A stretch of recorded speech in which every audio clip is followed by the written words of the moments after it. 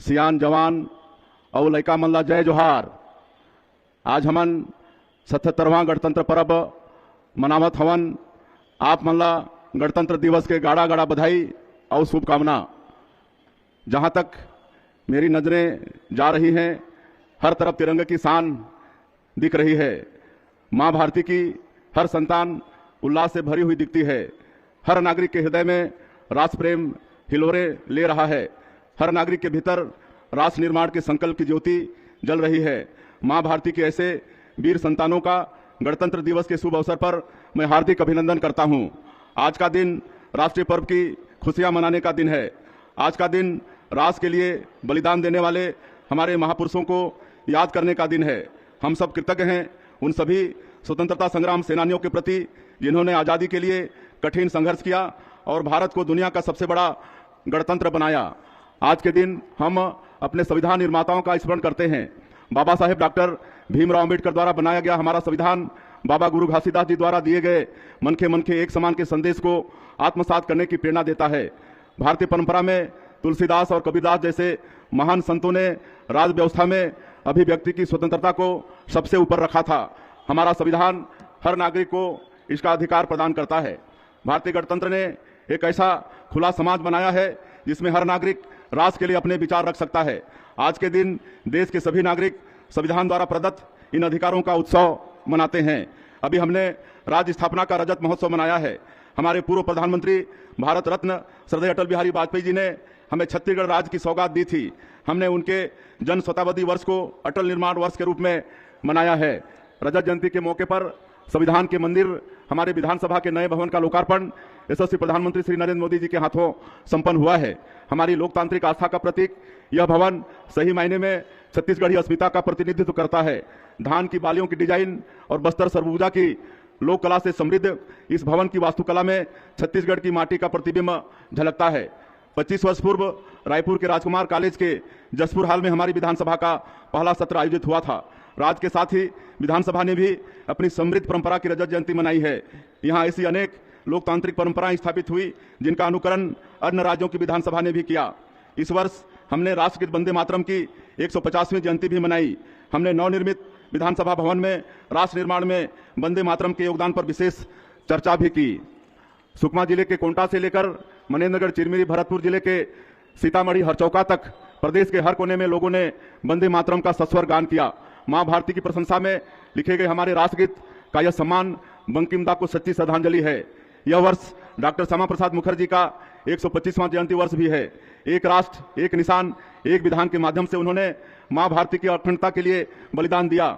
जब जम्मू कश्मीर से धारा 370 हटाई गई तो यह राष्ट्र की ओर से डॉक्टर मुखर्जी को सच्ची श्रद्धांजलि थी। इस बार हमने जनजातीय गौरव दिवस के अवसर पर धरती आबा भगवान बिरसा मुंडा की 125वीं जयंती भी मनाई। भगवान श्री बिरसा मुंडा ने जनजातीय समाज में आत्मगौरव का भाव जगाया। उन्होंने ब्रिटिश शोषण और औपनिवेशिक कानूनों के विरुद्ध कड़ा संघर्ष किया और अपना बलिदान दिया। छत्तीसगढ़ की धरती भी ब्रिटिश शोषण के विरुद्ध जनजातीय विद्रोहों की गवाह रही है। स्वतंत्रता संग्राम में जंगल सत्याग्रह के माध्यम से जनजातीय नायकों ने अपना महत्वपूर्ण योगदान दिया। छत्तीसगढ़ के जनजातीय नायकों की आज़ादी की लड़ाई में किए गए बलिदान की कहानी हम डिजिटल माध्यम से सुना रहे हैं। शहीद वीर नारायण सिंह जनजातीय स्वतंत्रता संग्राम सेनानी संग्रहालय का लोकार्पण भी माननीय प्रधानमंत्री श्री नरेंद्र मोदी जी ने राज्य स्थापना दिवस के अवसर पर किया। यह देश का पहला डिजिटल संग्रहालय है। राष्ट्र की अस्मिता के लिए बलिदान देने वाले हमारे जनजातीय नायकों के चरित्र को दिखाने वाला यह म्यूजियम आज की पीढ़ी के लिए तीर्थ स्थल की तरह है। यहाँ बड़ी संख्या में लोग जुड़ते हैं और अपने नायकों के प्रति सदा भाव से भर जाते हैं। शहीदों की चिताओं पर जुड़ेंगे हर बरस मेले, वतन पर मरने वालों का यही बाकी निशा होगा। आज के दिन हम अभिनंदन करते हैं अपने वीर जवानों का जिन्होंने अपनी जान की बाजी लगाकर अपनी धरती को माओवाद के खतरे से मुक्त करने का बीड़ा उठाया। माओवादी हिंसक विचारधारा देश के लोकतंत्र को बड़ी चुनौती है। इनकी आस्था संविधान में नहीं, राष्ट्र की अस्मिता में नहीं, राष्ट्र की अस्मिता के प्रतीक चिन्हों में नहीं, इस कैंसर की तरह व्याधि का उपाय यही है कि इसे जड़ से नष्ट किया जाए। प्रधानमंत्री जी के नेतृत्व में एवं केंद्रीय गृह मंत्री श्री अमित शाह जी के मार्गदर्शन में हमने सुनियोजित रणनीति अपनाकर माओवादियों को चुनौती दी। हमारे जवानों ने रात दिन कठिन मौसम और दुर्गम परिस्थितियों में हर पल खतरे का सामना करते हुए एरिया डोमिनेशन किया और अपने साहस तथा शौर्य से हर लक्ष्य को प्राप्त किया। माओवादी हिंसा को समाप्त करने का यह बेहद कठिन लक्ष्य अब पूरा होने को है। इसी साल के मार्च महीने तक हम माओवाद को इस सुंदर धरती से जड़ मुक्त कर देंगे। खुशी की बात यह है कि अनेक लोग जो रास्ता भटक चुके थे वो अब लोकतंत्र की मुख्यधारा में वापस लौट रहे हैं। उन्होंने हथियार रख दिए और अपने हाथों में बाबा साहेब का संविधान थामा। राष्ट्रपिता महात्मा गांधी के देश में यह सबसे सुंदर तस्वीर देखने में आई और इसने संविधान की सत्यमेव जयते की भावना को पुष्ट किया है। कुछ महीनों पहले जब मैं कार्यक्रम में भाग लेने जगदलपुर गया था, वहां मैं बस्तर कैफे गया। वहां आत्मसमर्पित नक्सली महिलाएं अब कैफे संभालती हैं।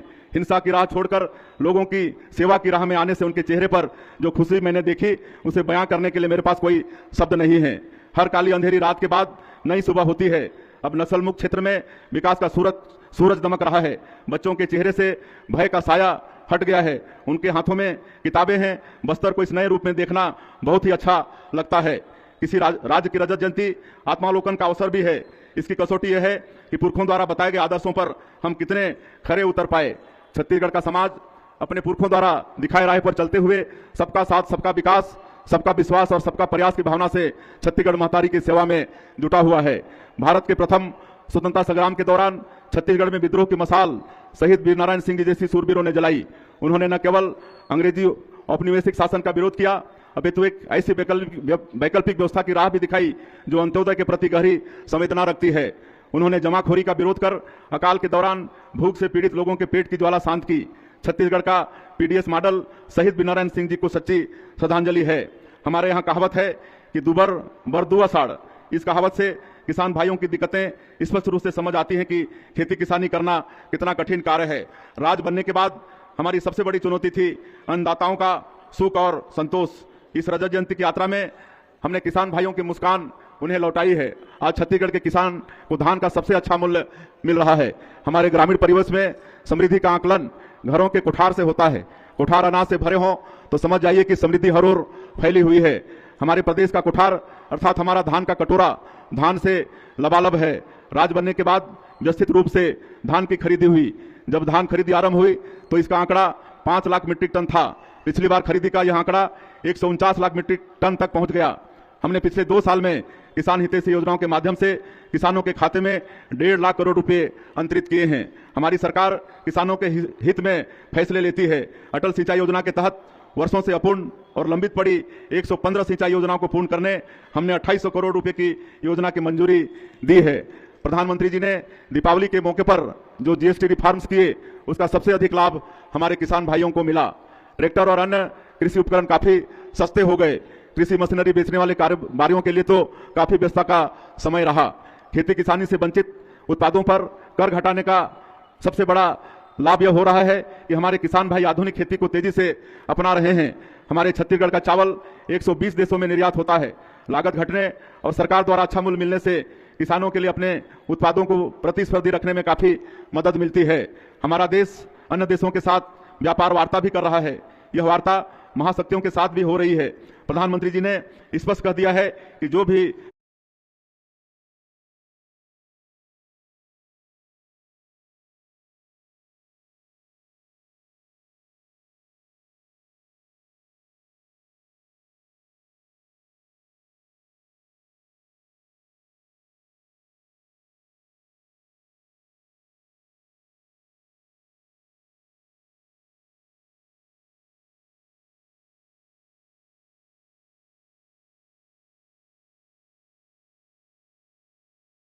व्यापार समझौते होंगे उनमें किसानों का किसी तरह से अहित नहीं होने दिया जाएगा। डबल इंजन की सरकार किसानों के मुद्दे पर कभी झुकती नहीं, किसानों के मुद्दे पर सिर उठाकर खड़ी रहती है और किसान भाइयों को उनका हक दिलाती है। किसानों के साथ ही श्रमिक भाइयों की समृद्धि हमारी सर्वोच्च प्राथमिकता है। हमारी सरकार ने 2 वर्षों में 29 लाख से अधिक श्रमिकों को विभिन्न योजनाओं के माध्यम से 800 करोड़ रुपए से अधिक राशि अंतरित की है। महिला सशक्तिकरण के उद्देश्य को देखते हुए रात की पाली में भी महिला श्रमिकों के सशर्त नियोजन का प्रावधान किया गया है। 2 वर्ष में ही कर्मचारी राज्य बीमा अधिनियम के तहत बीमित कामगारों की संख्या 4,60,000 से बढ़कर 6,26,000 हो गई है। केंद्र सरकार ने जिन 29 पुराने श्रम कानूनों की जगह 4 श्रम संहिताएं लाई हैं, श्रमिक भाइयों के हित में उनका तेजी से क्रियान्वयन किया जा रहा है। हमारी सरकार ने 2 साल पूरे किए हैं। मोदी जी की गारंटी को पूरा करते हुए हमने पहले कैबिनेट की बैठक में ही 18 लाख आवास स्वीकृत करने का निर्णय लिया। प्रदेश में अब तक 26 लाख से अधिक प्रधानमंत्री आवास स्वीकृत किए जा चुके हैं। लोगों को आवास उपलब्ध कराने का यह काम हम मिशन मोड पर कर रहे हैं।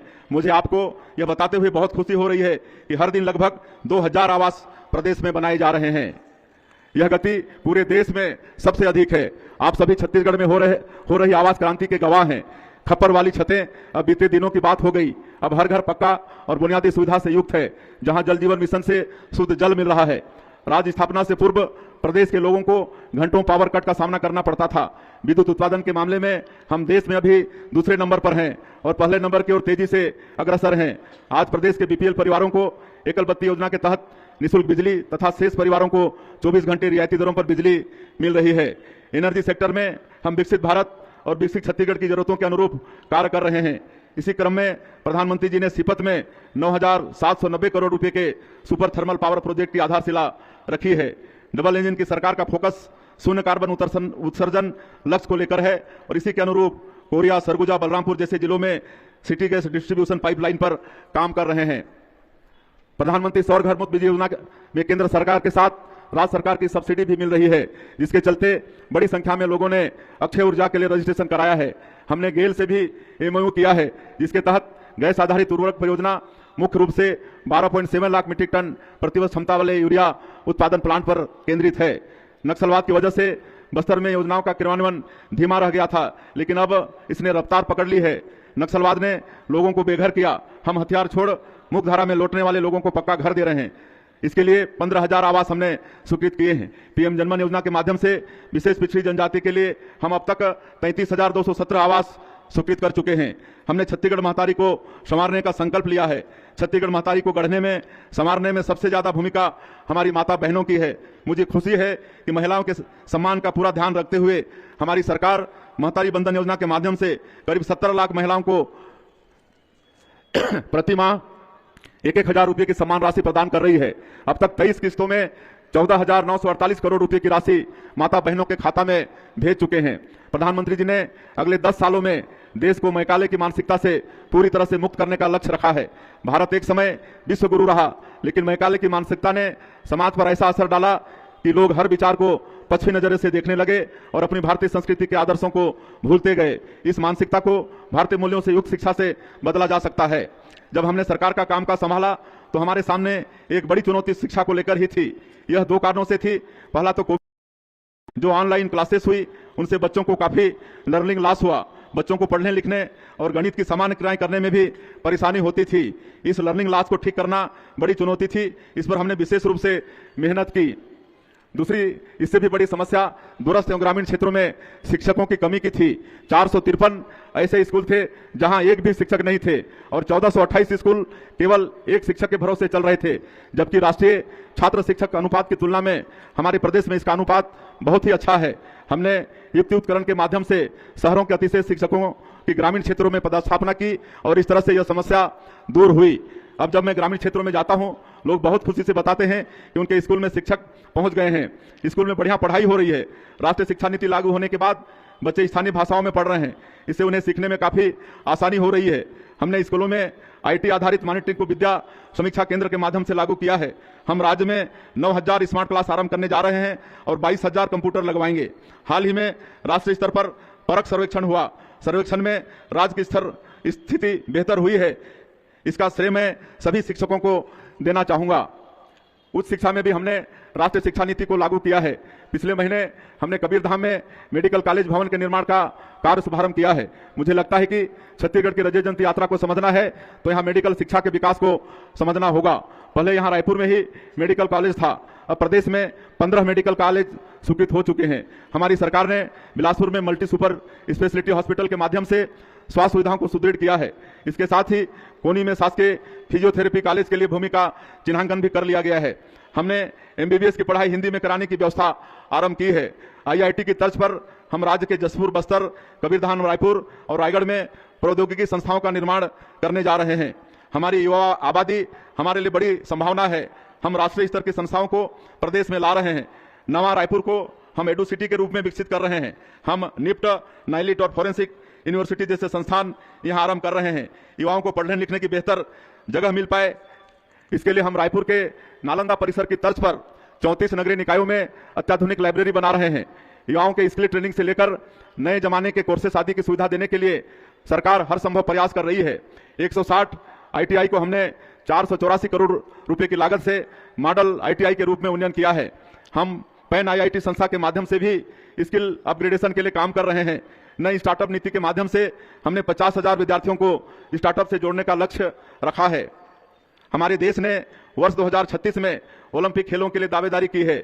देश में खेल अधोसंरचना को मजबूत करने एवं खेलों का शानदार माहौल तैयार करने यह कदम उठाया गया है। ओलंपिक खेलों में छत्तीसगढ़ के खिलाड़ी भी अंतर्राष्ट्रीय स्तर पर अपनी प्रतिभा का प्रदर्शन करें, इसके लिए हम खेल अधोसंरचना को बेहतर बनाने का काम मिशन मोड पर कर रहे हैं। नया रायपुर के सेक्टर 28 में स्पोर्ट्स कॉम्प्लेक्स के लिए 85 करोड़ रुपए का बजट प्रावधान किया गया है। हमारा राज्य जनजातीय बाहुल्य है। तीरंदाजी की कला हमारे जनजातीय क्षेत्र की पहचान रही है। इसे निखारने के लिए हमने राष्ट्रीय आर्चरी एकेडमी की स्थापना हेतु नवा रायपुर में 13 एकड़ जमीन आवंटित की है। खिलाड़ियों को प्रोत्साहित करने हमने ओलंपिक खेलों में पदक विजेताओं के लिए विशेष धनराशि की घोषणा भी की है। खेल प्रतियोगिताएं कभी आसान जगहों में आयोजित नहीं होती। खेल सुकून के वातावरण में खेले जाते हैं। बस्तर में भी ऐसा ही सुकून लौट आया है। बस्तर ओलंपिक के आयोजन के माध्यम से हमने खेल के माध्यम से बस्तर की नई पहचान देश और दुनिया के सामने रखी है। पिछले वर्ष इन खेलों में 1,65,000 लोगों ने हिस्सा लिया था। इस बार 3,92,000 लोगों ने भाग लिया। इस साल हमें खेलो इंडिया ट्राइबल गेम्स की मेजबानी भी मिली है। प्रदेशों में खेलों का परिदृश्य उज्जवल है और हम इसकी बेहतर के लिए निरंतर काम कर रहे हैं। प्रदेश की नई औद्योगिक नीति युवा आबादी के लिए बड़े पैमाने पर रोजगार सृजन की उम्मीदें लेकर आई है। नई नीति के तहत हम सिंगल विंडो सिस्टम और ईज ऑफ डूइंग बिजनेस के तहत निवेश में अनुदान प्रावधान तथा अन्य आकर्षक सुविधाएं निवेशकों को प्रदान कर रहे हैं। नई नीति के तहत हमने मुंबई, दिल्ली, अहमदाबाद और बंगलुरु जैसे महानगरों के साथ ही जापान एवं दक्षिण कोरिया में भी निवेश सम्मेलन किए। जापान में आयोजित होने वाला ओसाका वर्ल्ड एक्सपो उद्यमों के लिए दुनिया के सबसे महत्वपूर्ण आयोजनों में से है। यहाँ हमने छत्तीसगढ़ की विशेषताओं को दिखाते हुए पवेलियन लगाया और नई औद्योगिक नीति तथा छत्तीसगढ़ की निवेश संभावनाओं के बारे में जानकारी दी। हमने यह सारी जानकारी जापानी भाषा में दी। यह उनके लिए अनूठा अनुभव था। दोनों ही देशों के निवेशकों ने छत्तीसगढ़ में निवेश करने पर रुचि दिखाई है। देश दुनिया से अब तक हमें 7,83,000 करोड़ रुपए के निवेश प्रस्ताव प्राप्त हो चुके हैं। इन पर तेजी से काम किया जा रहा है। हमने स्टेट कैपिटल रीजन का निर्माण किया है और इसके तेज विकास के लिए प्राधिकरण का गठन किया है। व्यवस्थित विकास और फ्यूचर प्लानिंग के चलते यह रीजन देश के सबसे तेजी से बढ़ते औद्योगिक केंद्र तथा ईज ऑफ लिविंग के मामले में देश के अग्रणी शहरों में होगा। यहाँ हम ग्लोबल कैपेबिलिटी सेंटर स्थापित करने पर भी काम कर रहे हैं ताकि दुनिया भर की बहुराष्ट्रीय कंपनियां यहां से अपना कार्य कर सकें। भविष्य एआई का है। ऊर्जा की अपार उपलब्धता के चलते एआई से जुड़े उपकरणों की धुरी छत्तीसगढ़ से संचालित होंगी। हमने अटल नगर नवा रायपुर में एआई डाटा सेंटर पार्क आरंभ किया है। इसकी लोकेशन भी इसको महत्वपूर्ण बनाती है। यहाँ से देश के कोने कोने में डाटा सबसे कम समय में पहुंचाया जा सकता है। सेमीकंडक्टर यूनिट पर काम शुरू हो गया है। आईटी हब के साथ ही नवा रायपुर फार्मा हब के रूप में भी उभर रहा है। मेडिसिटी की पूरी तरह विकसित होने पर नवा रायपुर देश के सबसे महत्वपूर्ण मेडिकल हब में से एक होगा। छत्तीसगढ़ देश का दूसरा ऐसा राज्य है जहां जनविश्वास विधेयक लाकर हमने अनेक प्रावधानों को अपराध मुक्त कर दिया है। इससे उद्यमियों और कारोबारियों में उत्साह का माहौल है। नक्सलवाद के दंश ने बस्तर के विकास में काफी बाधा पहुंचाई। अब हमारे सामने बड़ी चुनौती यह है कि मिशन मोड पर विकास कार्य कर बस्तर को विकास की मुख्यधारा में शामिल किया जाए। हमने इसके लिए पूर्व में गंभीर रूप से नक्सल प्रभावित रहे गांवों में नियत नेला नार योजना शुरू की है। 69 सुरक्षा कैंपों के 10 किलोमीटर के दायरे में आने वाले 403 गांवों में इस योजना के तहत शासन के 17 विभागों की भागीदारी से 53 हितग्राही मूलक योजनाओं और 28 सामुदायिक सुविधाओं का क्रियान्वयन किया जा रहा है। जब पहली बार महतारी बंधन योजना के लिए सर्वे हुआ तो गंभीर नक्सल प्रभावित होने की वजह से इन इलाकों की महिलाओं को इस योजनाओं का लाभ नहीं मिल सका था। हमने इस योजना के तहत पुनः सर्वे किया है। अब इन गांवों की माता बहनों को भी इस योजनाओं का लाभ मिल रहा है। बस्तर में अधोसंरचना विकास के लिए जो मेहनत डबल इंजन की सरकार ने की है वैसी मेहनत कभी नहीं हुई। विशाखापट्टनम में गूगल द्वारा $15 बिलियन की लागत से एशिया का सबसे बड़ा डाटा सेंटर हब बनाया जा रहा है। विशाखापट्टनम से छत्तीसगढ़ एक्सप्रेसवे के माध्यम से जुड़ रहा है। यह एक्सप्रेसवे छत्तीसगढ़ की समृद्ध रेखा बनेगा और पोर्ट सिटी के माध्यम से छत्तीसगढ़ के उत्पादों को दुनिया भर में पहुंचाने में मदद करेगा। इंद्रावती और महानदी को जोड़े जाने की पहल बस्तर के विकास में महत्वपूर्ण भूमिका निभाएगी। बस्तर और सरगुजा के अंदरूनी इलाकों में सड़कें बनाने के साथ ही यहां लोगों को पब्लिक ट्रांसपोर्ट उपलब्ध कराने के लिए हमने मुख्यमंत्री बस सेवा योजना आरंभ की। इसका संचालन स्थानीय लोग ही कर रहे हैं। इससे लोगों के समय की काफी बचत हो रही है और शिक्षा स्वास्थ्य जैसी सुविधाओं तक पहुंच आसान हो गई है। हमारे प्रयासों से धरती के स्वर्ग बस्तर में पर्यटक लौट रहे हैं। इस साल नए वर्ष में एशिया का नियाग्रा कहा जाने वाला चित्रकूट जलप्रपात पर्यटकों की संख्या में आए उफान का गवाह भी रहा है। बस्तर की प्राकृतिक सुंदरता और इसकी अद्भुत जनजातीय संस्कृति को देश दुनिया को दिखाने हमने इस वर्ष भी बस्तर पंडुम का आयोजन किया है। स्वदेश दर्शन योजना के तहत हमने कवर्धा में भोरमदेव को शामिल किया और अब यहाँ काशी विश्वनाथ की तरह कॉरिडोर बनने का काम आरंभ हो गया है। हमें इस बात की हार्दिक खुशी है कि बिलासपुर जिले का कोपरा जलाशय छत्तीसगढ़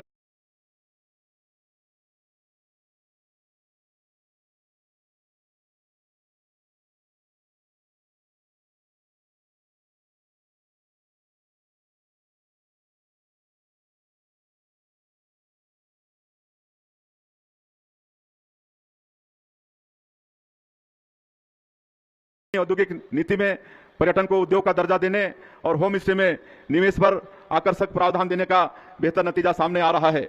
जसपुर में सबसे बड़े प्राकृतिक शिवलिंग मधेश्वर महादेव के दर्शन के लिए भी बड़ी संख्या में श्रद्धालु पहुंच रहे हैं। जसपुर का मयालय भी स्वदेश दर्शन योजना में शामिल हो गया है। रेल, सड़क और हवाई सेवाओं के विस्तार का असर सरगुजा संभाग के तेज विकास में नजर आ रहा है। यहाँ निवेश पर किए गए आकर्षक प्रावधानों के चलते तेजी से आर्थिक निवेश हो रहा है। शिक्षा और स्वास्थ्य से जुड़ी अधोसंरचना को भी हम बेहतर कर रहे हैं। जसपुर में मेडिकल कॉलेज की स्थापना के लिए 359 करोड़ रुपए स्वीकृत किए गए हैं। इसके साथ ही यहाँ 220 बिस्तर वाले अत्याधुनिक अस्पताल के निर्माण के लिए भी 32 करोड़ रुपए की मंजूरी दी गई है।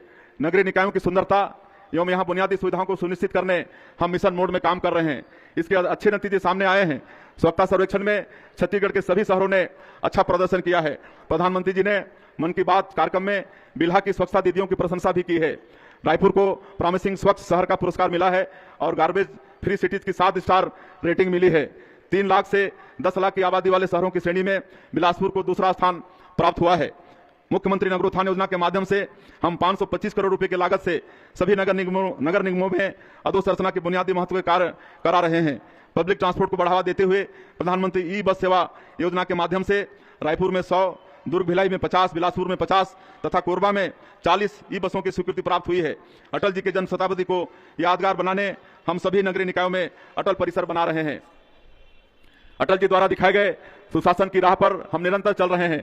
प्रशासनिक कार्यप्रणाली के हर स्तर पर सुशासन को अपनाया गया है। सुशासन की पहली शर्त है पारदर्शिता। इसे अपनाते हुए हमने डिजिटल गवर्नेंस को हर स्तर पर अपनाया है। ई ऑफिस के माध्यम से हमने सरकारी कामकाज में समय सीमा, गुणवत्ता और पारदर्शिता स्थापित की है। बायोमेट्रिक अटेंडेंस हमने सभी विभागों में लागू किया है। ठीक सुबह 10 बजे अपनी उपस्थिति बायोमेट्रिक अटेंडेंस के माध्यम से दर्ज करानी होती है। अधिकारी कर्मचारी तय सीमा पर अपनी जगह पर बैठ जाते हैं और कामकाज शुरू हो जाता है।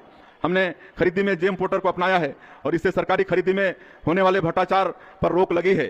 शासन प्रणाली में आए इन असाधारण बदलावों का असर राज्य की जीएसडीपी में नजर आ रहा है। जीएसडीपी वर्ष 2024-25 का अग्रिम अनुमान 3,29,752 करोड़ रुपए है, जो पिछले वर्ष की तुलना में 7.51% अधिक है। इसी प्रकार 2023-24 की तुलना में राज्य की प्रति व्यक्ति आय 9.37% बढ़कर 1,62,870 रुपये हो गई है। हमारी छत्तीसगढ़ी संस्कृति का संरक्षण और संवर्धन हमारे लिए सबसे अहम है। श्री राम लला हमारी सांस्कृतिक आस्था के केंद्र हैं। श्री राम लला अयोध्या धाम दर्शन योजना से अब तक 40,000 से अधिक श्रद्धालु प्रभु श्री राम के पुण्य दर्शन का लाभ ले चुके हैं। भारत भूमि विलक्षण है, जहां उत्तर, दक्षिण, पूर्व, पश्चिम हर कोने में पुण्य स्थल मौजूद हैं। प्रदेशवासियों को इनके दर्शन कराने मुख्यमंत्री तीर्थ दर्शन योजना भी शुरू की गई है, जिसमें अब तक 5,000 श्रद्धालु तीर्थ स्थलों का दर्शन कर चुके हैं। अभी रायपुर साहित्य उत्सव का आयोजन हमने किया। इस आयोजन के माध्यम से हमने ज्ञानपीठ पुरस्कार प्राप्त स्वर्गीय श्री विनोद कुमार शुक्ल सहित दिग्गज साहित्यकारों की प्रेरणा को नई पीढ़ी तक पहुंचाने का प्रयास किया है। अपनी बोली भाषा, लोक कला, लोकगीत और सांस्कृतिक धरोहरों को सहेजने हम ऐसे कार्यक्रम करते रहेंगे। राज्य के सर्वांगीण विकास में शांति, सुरक्षा एवं कानून व्यवस्था की प्रमुख भूमिका रही है। इसमें हमारे छत्तीसगढ़ पुलिस के जवानों का अनुकरणीय योगदान है। इन्होंने सुरक्षा व्यवस्था बनाए रखने के साथ नक्सल विरोधी अभियानों में अदम्य साहस का परिचय देते हुए अनेक जवानों ने अपना सर्वोच्च बलिदान दिया है। इस उत्कृष्ट कार्य के लिए छत्तीसगढ़ पुलिस बल में कार्यरत समस्त बल को समान स्वरूप राज्य स्थापना की 25वीं वर्षगांठ का पदक प्रदान किए जाने की मैं घोषणा करता हूं। विकसित छत्तीसगढ़ के लिए बनाए गए अंजोर विजन डॉक्यूमेंट के अनुरूप हम लगातार कार्य करते रहेंगे। जन भागीदारी से हम छत्तीसगढ़ महतारी को संवारते रहेंगे। मुझे इस अवसर पर स्वर्गीय लक्ष्मण मस्तूरिया जी की कविता की पंक्तियां याद आ रही हैं। सरगला पृथ्वी माँ लादे हूँ, परण ऐसन ठाने हों मोर संग चलो रे, मोर संग चलो जी, मोर संग चलोगा, मोर संग चलो रे। मस्तूरिया जी की इन पंक्तियों को साकार करना है और विकसित छत्तीसगढ़ का निर्माण करना है। आप सभी की भागीदारी से निश्चित ही हम यह लक्ष्य प्राप्त करेंगे। आप सभी को पुनः एक बार गणतंत्र दिवस की बहुत बहुत बधाई, बहुत बहुत शुभकामनाएं। जय हिंद, जय छत्तीसगढ़। बहुत बहुत धन्यवाद सम्माननीय मुख्य अतिथि महोदय आपके इस संदेश के लिए। और अब कलेक्टर बिलासपुर, वरिष्ठ पुलिस अधीक्षक बिलासपुर से निवेदन है, माननीय मुख्यमंत्री से निवेदन करें गुब्बारों की उड़ान के लिए। ये गुब्बारे जो ध्वज के रंग में रंगे हुए हैं, गणतंत्र दिवस अमर रहेगा संदेश लेकर हमसे दूर जाएंगे, अनंत में विलीन हो जाएंगे। गणतंत्र दिवस अमर रहेगा यह संदेश दूर दूर तक, जन जन तक पहुंचाने के लिए ये गुब्बारे इस समय मैदान के चारों कोनों से छोड़े जा रहे हैं, सम्माननीय मुख्य अतिथि महोदय द्वारा छोड़े गए। और अब परेड कमांडर से परिचय है, परेड निष्क्रमण की कार्यवाही करने का कष्ट करें।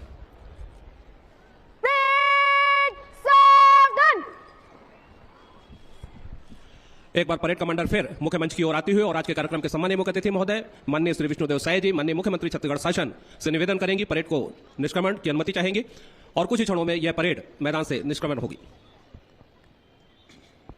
परेड निष्क्रमण की अनुमति चाहती हूं श्रीमान। माननीय मुख्य अतिथि महोदय द्वारा आज की परेड कमांडर श्रीमती अंशिका जैन को परेड निष्क्रमण की अनुमति प्रदान की है और अब परेड 2IC मानकुवर सुधार को निर्देशित करेंगी परेड को निष्क्रमित करने के लिए। भव्य और आकर्षक परेड सजे ध्वज परिधान में यह जवान कुछ ही क्षणों में इस मैदान से प्रस्थित होंगे।